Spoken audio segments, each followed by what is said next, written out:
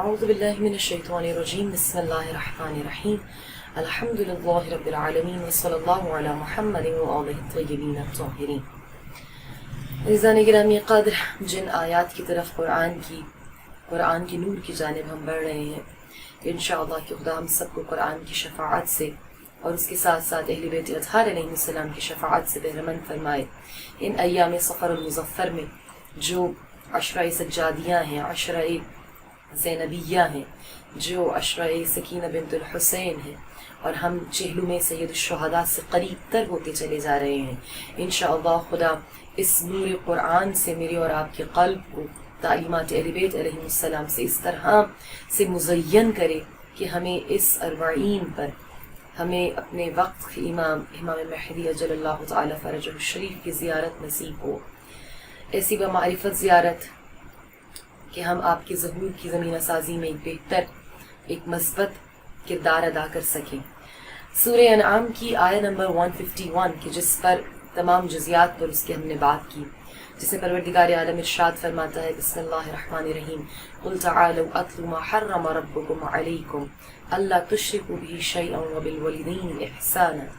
ولا تقتلوا اولادکم من املاق نحن نرزقكم وإياهم ولا تقربوا الفواحش ما ظهر منها وما بطن ولا تقتلوا نفس التي حرم الله إلا بالحق ذلكم وصاكم به لعلكم تعقلون۔ ان تمام تر احکامات کو پروردگار عالم جو قریباً 5-6 احکامات ہیں، ان کو بیان کرنے کے بعد پروردگار عالم ارشاد فرماتا ہے ذالکم وصاکم بہ لعلکم تعقلون، بے شک یہ تمام تر وصیتیں، یہ تمام تر احکامات تمہارے لیے تمہارے پروردگار عالم کی جانب سے ہیں تاکہ تم تعقل کرو، تاکہ تمہارا شمار صاحبان عقل و فہم و ادراک میں ہو سکے۔ اور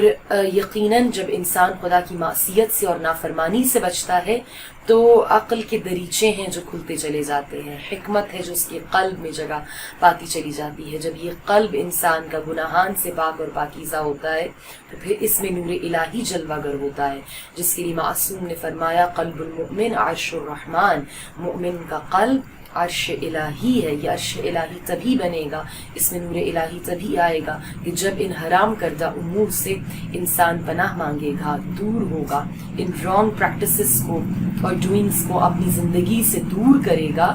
اور اپنے قلب کو گناہوں کی کثافتوں سے پاک کرے گا، تبھی عقل آئے گی، تبھی شعور آئے گا، تبھی انسان کا قلب نور الہی سے مزین ہو سکے گا۔ آیہ نمبر 152 کہ جس میں پروردگار عالم ارشاد فرماتا ہے وَلَا تَقْرَبُوا مَالَ الْيَتِيمِ إِلَّا بِالَّتِي هِيَ أَحْسَنُ حَتَّى يَبْلُغَ أَشُدَّهُ۔ وَلَا تَقْرَبُوا مَالَ الْيَتِيمِ یعنی یتیم کے مال کے قریب یا نزدیک نہ جاؤ۔ پہلا ایک اور تقربو جو پہلی آیت میں استعمال ہوا، آپ نے فرمایا، پروردگار عالم نے فرمایا وَلَا تَقْرَبُوا الْفَوَاحِشَ، فواحش کے نزدیک یا قریب نہ جاؤ۔ یہاں پر ایک اور تقربو پروردگار عالم ارشاد فرما رہا ہے وَلَا تَقْرَبُوا، اور قریب نہ جاؤ مال الیتیم، یتیم کے مال کے، إِلَّا بِالَّتِي هِيَ أَحْسَنُ، مگر یہ کہ کوئی نیکی تمہارے ذہن میں ہو یا تمہاری نیت کسی احسن کام کے لیے، کسی نیکی کے لیے، کسی بہتر اقدام کے لیے ہو۔ اور اس کے لیے تفسیر میں بیان کیا کہ یتیم کے مال کے قریب نہ جاؤ۔ معصوم کی روایات میں ہے کہ اگر کسی نے یتیم کا مال کھایا، گویا قرآن کی آیات بھی ہیں، گویا اس نے اپنے بطن کو، اپنے پیٹ کو جہنم کی آگ سے بھرا۔ اور اس میں جو کہا گیا کہ یہ احسن، مگر یہ کہ اگر نیکی ہے، اگر احسن کسی کام کے لیے قریب جانا چاہتے ہو، یعنی اس کی سرپرستی، یتیموں کی سرپرستی اس وقت تک جب تک کہ وہ سن بلوغت تک نہ پہنچ جائیں، جب تک وہ اپنے مال کے خود ٹیک کیئرر نہ بن سکیں، یعنی خود حفاظت کر سکیں اپنی جائیداد یا ان کے ساتھ جتنا ان کا مال ان کی وراثت میں چھوڑا گیا ہے ان کی، تب تک اس مال کو اپنی کسٹڈی میں رکھو جب تک وہ سن بلوغت تک نہیں پہنچ جاتے، مگر یہ کہ ایک امانت سمجھ کر، مگر یہ کہ اس کے اندر ایک رتی برابر بھی کہ اس امانت میں خیانت نہ ہونے پائے، اور اپنے آپ کو، اپنے بدن کو، اپنے پیٹ کو یتیم کے مال سے بھرنا، یتیم کے مال کو مارنا، اس کو ختم کرنا، اس میں سے اپنے آپ کو حصے دار قرار دینا، گویا اپنے پیٹ کو، اپنے بدن کو جہنم کی آگ سے بھرنا۔ یعنی یہ وہ ان گناہان میں جو گناہان کبیرہ ہیں ان میں سے یہ گناہ شمار ہوتا ہے. اور ہم اگر میں نے کہا کہ ان تمام تر آیت میں کہ ان امور کو کہ جن کی جانب پروردگار عالم نے ہمیں روکا ہے اور ان کے قریب نہ جانے کے لیے کہا ہے، اور اگر ان تمام تر ہم اس سیرت کو اور کردار کو کہ کس طرح سے یتیموں کے مال کا تحفظ کرنا ہے اور یتیم کی سرپرستی کرنی ہے، ہم دوبارہ آئیں در اہل بیت علیہ السلام کی جانب اور دیکھیں کیا ہمارے ائمہ معصومین علیہ السلام کی سیرت رہی ہے یتیموں کے ساتھ، یتیموں کے مال کے ساتھ، اور بلکہ یتیموں کی سرپرستی. ہمیں مسلسل 250 سال کی سیرت ائمہ معصومین علیہ السلام کی زندگی میں نظر آتی ہے کہ جب یہ سیرت مولا متقیان امیر المؤمنین علی بن ابی طالب علیہ السلام کی زندگی سے شروع ہوتی ہے کہ جہاں پر آپ مسلسل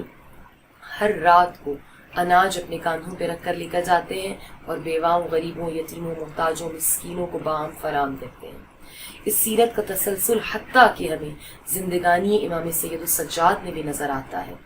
ہمارے فقط یہ ایک رانگ کانسیپٹ ہے جو بنا ہوا ہے کہ فقط امام نے 40 سال آپ خون کے آنسو روئے. ہم کربلا کے بعد بھی یہ سیرت دیکھتے ہیں سید سجاد کی کہ ایک رات بھی آپ غافل نہ رہے. اس کے ساتھ ججائے کہ آپ کی کمر پہ، آپ کے سینے پر توق کا زخم ہے اور آپ کے قلب میں زخم ہے سید الشہداء کی شہادت کا اور کربلا کی شہادتوں کا اور شام کا اور کوفے کا، مگر یہ کہ آپ نے اپنی ائمہ کے اپنے جد کی سیرت کو ایک رات کے لیے، ایک لحظے کے لیے منقطع نہیں ہونے دیا سلسلے کو. اور یتیموں کے لیے اسی طرح سے آپ اناج ہر رات اپنے کندھے پر رکھ کر لے کر جاتے تھے جس طرح سے ہمیں سیرت ابو الائمہ امام علی ابن طالب علیہ السلام کی نظر آتی ہے. اس طرح امام حسن مجتبی، امام حسین علیہ السلام اور امام سید الساجدین کے بعد باقی ائمہ کی سیرت بھی مسلسل سیرت 250 سال کی ہمیں نظر آتی ہے کہ جس میں یتیموں کا خیال رکھنے کے لیے کس طرح سے ان کے مال کی تحفظ کرنا ہے، اس کی ہمیں صاف صریح احکامات ائمہ معصومین علیہ السلام کی زندگی، ان کے فرمودات سے ملتے ہیں. اس کے لیے بہترین وصیت، جس وصیت کو آپ بار بار پڑھیں، جس کا تذکرہ ہم نے پہلے بھی ایک آیت کے جز میں آپ کے سامنے بیان فرمایا تھا کہ جب امیر المؤمنین آخری ایام، آخری وقت گزار رہے ہیں اور اپنے شیعوں کو اور اپنی اولادوں کو وصیت کرتے ہیں تو اس میں آپ واللہ واللہ ایتام اس وصیت کو دو بار ریپیٹ کرتے ہیں اور فرماتے ہیں کہ خدارا میرے جانے کے بعد یتیموں کے بارے میں تمہیں خبردار کرتا ہوں کہ ان کا خیال رکھنا. یعنی ابو الایتام کہا جاتا تھا آپ کے آقا اور مولا، میرے آقا اور مولا امام علی ابن ابی طالب علیہ السلام کو. کوفہ کے وہ یتیم جو کہتے تھے کہ ہم ایک بار پھر یتیم ہو گئے امام علی علیہ السلام کے جانے سے. اس قدر یتیموں کے ساتھ حسن سلوک مولا کائنات کا نظر آتا ہے کہ جب اس طرح سے طبیب جاتا ہے کہتا ہوا کہ زہر کا اثر ہے، چونکہ زہر سرائیت کر رہا ہے تو دودھ ہے کہ جو امام کو بہت زیادہ آپ کی تسکین کا باعث بن سکتا ہے، آپ کو آرام دے گا. جب وہ طبیب گھر سے باہر آتا ہے اور سید الشہداء امام حسن مجتبی اور باقی اولاد امام علی علیہ السلام باہر آتے ہیں تو کیا دیکھتے ہیں کہ کوفہ کے ننھے یتیم اپنے ہاتھوں میں کوزے لے کر کہ جو دودھ سے بھرے ہوئے ہیں پیش کرتے ہیں کہ اے طبیب ہمارے حصے کا دودھ لے لے، مگر یہ کہ ہمارے آقا و مولا کو بچا لے. یہ سرپرستی تھی یتیموں کی امام علی ابن ابی طالب علیہ السلام کی کہ جو ہمیں آپ کی باقی بیٹوں کی زندگی میں بھی نظر آتی ہے اور اس مقام پر بھی کہ جب کوفے کی یتیم آپ کا جنازہ نکلتا ہے اور آپ کی شہادت کی خبر کوفے کی گلیوں میں پھیلتی ہے تو یتیم اپنے سر و سینے کو پیٹتے ہیں اور منتظر رہتے ہیں کافی ایام تک کہ جو ہمارے پاس اناج باہم پہنچانے والا تھا، جب ان کی جگہ امام حسن امام حسین ان کے گھروں میں جاتے ہیں تو یتیم بڑھ بڑھ کر پوچھتے ہیں کہ وہ بابا علی کہاں پر ہیں کہ جو اپنے ہاتھوں سے آٹا گوندتے تھے، روٹی بناتے تھے اور ہمیں نوالے بنا کر کھلاتے تھے. ہم کس طرح سے اس سیرت کو کنٹینیو کریں، کس طرح سے ہم اس سیرت کا تسلسل جاری رکھیں. اگر ہم محبت رکھتے ہیں شیعان علی ابن ابی طالب، اگر ہم اپنے آپ کو شیعان علی کہتے ہیں، اگر ہم اپنے آپ کو محبان علی کہتے ہیں تو یہ سیرت کس طرح سے ہمارے اندر موجود رہے، یہ جذبہ جو یتیموں کے لیے امام علی ابن ابی طالب علیہ السلام کا تھا. اور اسی جذبے کو اور اسی مقام کو ہم ایک اور منزل پر دیکھتے ہیں کہ جب کربلا جاتے ہوئے اور کوفے کی جانب بلکہ جاتے ہوئے جب آپ نے کربلا کا قصد نہ کیا تھا سید الشہداء نے، ایک مقام پر آپ کو جناب مسلم کی شہادت کی خبر ملتی ہے۔ سید الشہداء بتاتے ہیں کہ یتیموں کے ساتھ کیسا سلوک کیا جاتا ہے۔ آپ یتیمہ مسلم کو اپنے قریب بلاتے ہیں، دختر جناب مسلم ابن عقیل کو، اور شفقت سے سر پر ہاتھ پھیرتے ہیں، محبت کرتے ہیں، بوسہ دیتے ہیں، اور اس طرح سے پیار کرتے ہیں کہ بچی سمجھ جاتی ہے